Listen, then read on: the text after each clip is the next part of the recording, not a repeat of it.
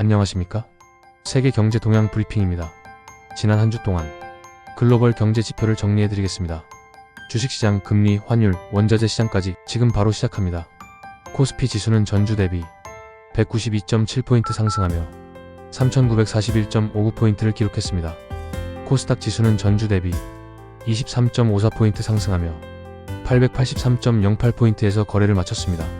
원달러 환율은 전주 대비 17.18원 상승한 1438.92원에서 거래되고 있습니다. 3년 만기 국고채 금리는 전주 대비 0.046%포인트 상승하며 2.592%에서 거래를 마쳤습니다. 다우존스 산업평균지수는 47,207.12포인트로 마감되어 전주 대비 2.2%, 1016.51포인트 상승하였습니다. S&P 500 지수는 6,790.65포인트로 마감되어 전주 대비 1.9%, 126.64포인트 상승하였습니다. 기술주 중심의 나스닥 종합지수는 23,204.87포인트로 마감하며 전주 대비 2.31%, 524.9포인트 상승하였습니다. 금융시장의 금리 기준점 역할을 하는 미국 10년 만기 국채 수익률은 3.999%로 마감하여 전주 대비 0.01%포인트 하락하였습니다. 단기 금리를 반영하며 중앙은행의 정책 금리와 밀접하게 연관되어 있는 미국 2년 만기 국채 수익률은 3.478%로 마감되어 전주 대비 0.4%, 0.014%포인트 상승하였습니다. 미국 달러 대비 일본 엔화 환율은 152.79엔으로 거래되며 전주 대비 2.15포인트 상승하였습니다. 미국 달러 지수는 98.91에서 거래되며 전주 대비 0.48포인트 상승하였습니다. 서부 텍사스산 원유는 배럴당 61.26달러로 거래되며 전주 대비 7.02% 상승하였습니다. 금 현물 가격은 전주 대비 온스당 146.57달러 하락하며 4,103.4달러에서 거래되고 있습니다. 구리 선물은 파운드당 5.1145달러로 거래되며 전주 대비 2.92% 상승하였습니다. 비트코인은 11680달러로 거래되며 전주 대비 3.73% 상승하였습니다. 다음 주 주요 일정입니다. 10월 27일 월요일에는 독일 IFO 기업 환경지수가 발표됩니다. 독일 IFO 연구소가 기업들을 대상으로 조사하는 경기 신뢰 지표로 제조업과 서비스업 분야 경영자들의 현재 경기 평가와 향후 기대를 나타냅니다. 유럽 최대 경제국인 독일의 사업 환경 심리를 보여주는 선행 지표이며 지수 상승은 경기 개선 신호로 유로화 강세 재료가 될 수 있습니다. 반대로 지수 약화는 독일 및 유로존 경기 둔화 우려를 반영합니다. 미국 9월 내구재 주문 지표가 발표됩니다. 이 지표는 미 상무부가 집계하는 것으로 항공기, 자동차 등을 포함한 내구재에 대한 기업의 신규 주문 동향을 보여줍니다. 내구재 주문 증감은 기업의 투자 활동과 제조업 경기의 선행 지표로 활용되며 수치 호조는 경기 낙관론과 달러 강세 요인으로 작용할 수 있습니다. 반면 부진한 수치는 경기 위축 우려를 높이고 연준의 정책 완화 기대를 자극할 수 있습니다. 호주 중앙은행 총재 연설이 예정되어 있습니다. 미셸 블럭 RBA 총재가 이날 연설을 통해 호주 경제 상황을 평가하고 향후 통화 정책 방향을 설명할 예정입니다. 글로벌 경기 둔화 위험과 국내 지속적인 인플레이션 압력 속에서 금리 정책에 대한 시사점이 나올지 주목됩니다. 만약 통화 정책과 관련한 새로운 언급이 나오면 호주 달러 환율과 금융시장의 변동성을 가져올 수 있습니다. 10월 28일 화요일에는 유로존 은행 대출 행태 설문 결과가 공개됩니다. 분기별로 실시되는 이 설문은 유럽 중앙은행이 역내 은행들의 대출 조건과 수요 변화를 조사한 것입니다. 보고서를 통해 기업 및 가계에 대한 은행들의 대출 기준 완화 또는 긴축 동향을 파악할 수 있으며 이는 유로존 내 신용 여건의 변화를 반영합니다. 예상치 못한 대출 태도의 변화는 ECB 통화 정책 결정과 유로존 금융시장에 영향을 미칠 수 있어 투자자들의 관심이 집중됩니다. 미국 소비자 신뢰 지수 발표가 있습니다. 비영리 연구단체인 컨퍼런스 보드가 매월 진행하는 이 지표는 미국 가계 약 3,000 가구를 대상으로 현재 경기 상황과 향후를 조사한 것입니다. 소비자 신뢰 지수가 높게 나오면 가계의 소비 지출 확대와 경제 성장에 대한 자신감을 시사하며 달러 강세 요인이 될 수 있습니다. 반대로 지수가 하락하면 경제에 대한 불안감과 소비 위축 우려를 보여주어 향후 경기 둔화 가능성을 높일 수 있습니다. 미국 S&P 케이스 실러 주택가격 지수도 발표됩니다. 이 지수는 미국 주요 20개 도시의 주택가격 변동을 추적하는 지표로 미 주택시장 동향과 부동산 경기 흐름을 파악하는 데 활용됩니다. 주택가격 지수가 상승세를 보이면 부동산 자산 가치 상승으로 가계 부가 증가해 소비 여력이 커질 수 있지만 급등하는 집값은 거품 우려를 동반할 수 있습니다.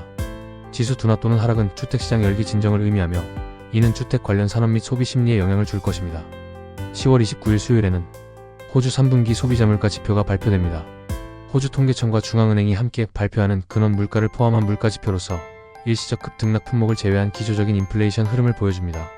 지난 분기들을 거치며 물가 상승률 둔화 추세가 이어졌는지에 관심이 모이며 결과에 따라 RBA의 금리 정책 방향에도 영향을 줄 전망입니다.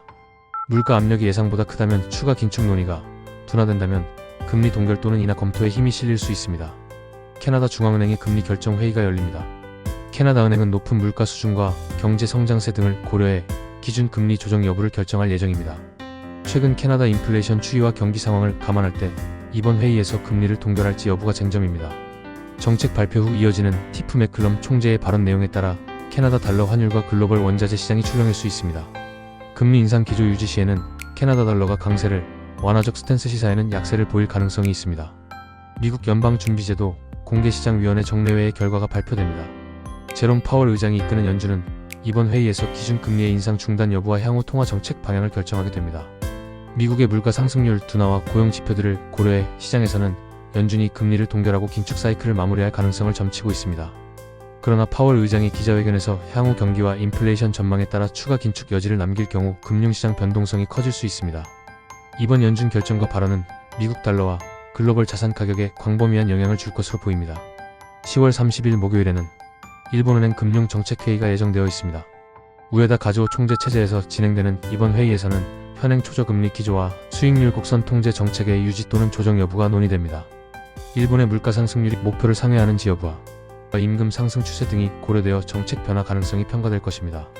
대체로 시장은 일본은행이 현재 마이너스 0.1%의 정책 금리와 장기 금리 목표를 유지할 것으로 예상하지만 미세한 긴축 신호에도 엔화 가치와 글로벌 채권 시장이 민감하게 반응할 수 있습니다.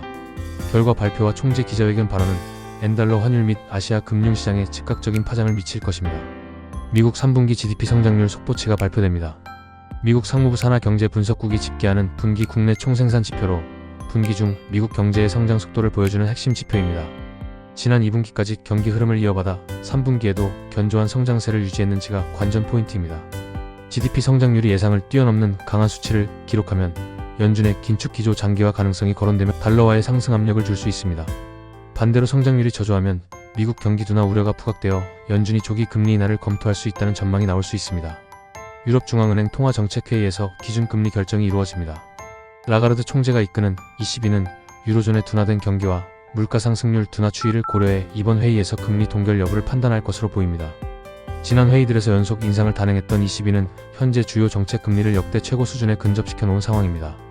시장에서는 유로존 인플레이션이 정점에서 내려오고 있는 만큼 이번에는 금리를 동결하며 긴축 사이클을 마무리할 가능성을 높게 보고 있습니다. 정책 발표 후 총재의 기자회견에서 향후 금리 인하 가능성이나 경기 전망에 대한 언급이 나온다면 유로화 환율과 유럽 금융시장에 큰 파장을 일으킬 수 있습니다. 10월 31일 금요일에는 중국의 10월 제조업 PMI가 발표됩니다. 국가통계국이 발표하는 이 제조업 구매관리자 지수는 중국 제조업 경기의 확장과 위축 여부를 가장 빠르게 보여주는 선행지표입니다. PMI 수치는 50을 기준으로 그 이상이면 경기 확장, 미만이면 위축을 의미합니다. 세계 경제의 공급망 허브인 중국의 경기 동향을 가늠할 수 있어 PMI 결과가 개선되면 글로벌 원자재 수요 증가 기대와 시장 심리 개선으로 이어질 수 있습니다. 반면 부진한 수치는 중국발 경기 둔화 우려를 재점화해 신흥국 시장과 원자재 가격에 부담을 줄 수 있습니다. 유로존 10월 소비자 물가 상승률 속보치가 공개됩니다. 유로스타트가 발표하는 소비자 물가 지수 예비 추정치로 유로존 전체의 인플레이션 수준을 보여주는 핵심 지표입니다. 에너지와 식품 가격 흐름, 각국의 물가 압력을 종합한 수치로서 지난달에 이어 물가 상승률 둔화 기조가 이어졌는지 확인할 수 있습니다. 인플레이션이 예상보다 크게 낮아진 것으로 나오면 ECB의 통화 정책 완화 논의가 고개를 들 수 있고 유로화 가치에도 약세 요인으로 작용할 수 있습니다. 반대로 물가가 여전히 높게 유지되었다면 긴축 기조 장기화 전망이 이어져 채권 금리와 유로화에 영향을 줄 것입니다. 미국 9월 개인 소비 지출 PCE 물가 지수가 발표됩니다. 이 지표는 미국 상무부가 발표하는 것으로 소비자들이 구매한 재화와 서비스의 가격 변동을 나타내며 연준이 선호하는 핵심 물가 지표로 꼽힙니다. 특히 식료품과 에너지를 제외한 근원 PCE 물가 상승률이 주목되는데 해당 수치가 높게 유지되면 연준의 긴축적인 통화 정책 기조가 당분간 이어질 가능성을 시사합니다. 반면 물가 상승률이 뚜렷이 낮아진 것으로 나타나면 연준의 금리 인상 사이클 종료 및 향후 금리 인하 기대를 높여 미국 국채 금리와 달러화 가치에 영향을 줄 수 있습니다. 글로벌 시장은 여전히 여러 변수가 복합적으로 작용하며 방향성을 찾는 중입니다. 다음 주에도 주요 경제 이벤트와 시장 흐름을 주시하시길 바랍니다. 고맙습니다.